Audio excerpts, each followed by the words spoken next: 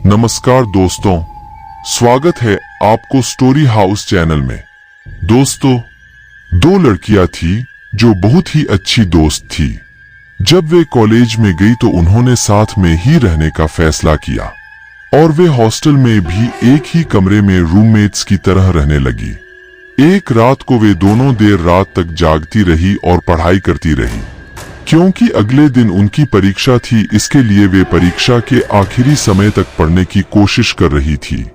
उन दोनों लड़कियों में से एक लड़की आलसी थी तो उसने पढ़ाई करना बंद कर दिया और वह जल्दी सोने को चली गई। लेकिन दूसरी लड़की बहुत ही मेहनती थी, इसलिए वह देर रात तक पढ़ती रही ताकि उसको परीक्षा में अच्छे नंबर आ सके। जो लड़की देर रात तक पढ़ रही थी, उसे याद आया कि वह एक जरूरी किताब जो उसके सोने वाले कमरे में थी, उसे वही भूल गई है। वह लाइट जलाकर दूसरी लड़की को जगाना नहीं चाहती थी, इसलिए वह चुपचाप सोने वाले कमरे में चली गई और अंधेरे में इधर उधर उस किताब को ढूंढने लगी। उसे भारी सांसों के चलने की आवाज सुनाई देने लगी और उसने धीरे से अपने रूममेट का नाम लेकर पूछा कि क्या वह जाग रही है। तब उसे कोई जवाब नहीं आया। तभी उस लड़की को अंधेरे में कुछ हिलता हुआ दिखाई दिया। फिर उसने धीरे से आवाज लगाई, क्या मैं कमरे की लाइट जला सकती हूँ? फिर भी उसे कोई जवाब नहीं मिला। फिर से उस लड़की ने धीरे से आवाज लगाई, क्या मैं कमरे की लाइट चालू कर सकती हूँ?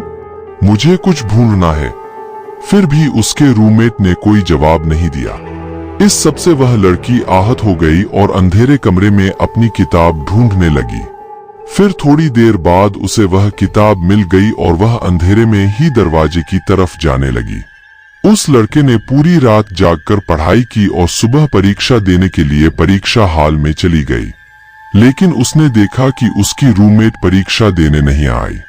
उस लड़की को अपनी दोस्त की चिंता हो रही थी, तो वह अपनी रूममेट को देखने के लिए हॉस्टल में चली गई और वह उसके कमरे का दरवाजा खटखटाने लगी। उसे कोई जवाब नहीं आया।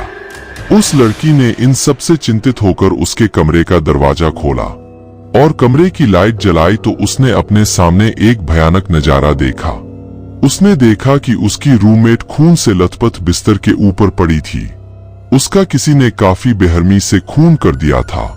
फिर तभी उस लड़की ने पीछे मुड़कर कुछ देखा जिससे वह बहुत ही घबरा गई थी। उसने देखा कि पीछे दीवार पर खून से कुछ लिखा हुआ था, क्या तुम खुशकिस्मत नहीं है जो तुमने लाइट चालू नहीं की? दोस्तों, आपको यह कहानी कैसी लगी प्लीज हमें कमेंट करके जरूर बताएं। हमारी और भी कहानियां देखने के लिए वीडियो को लाइक और चैनल को सब्सक्राइब कर देना।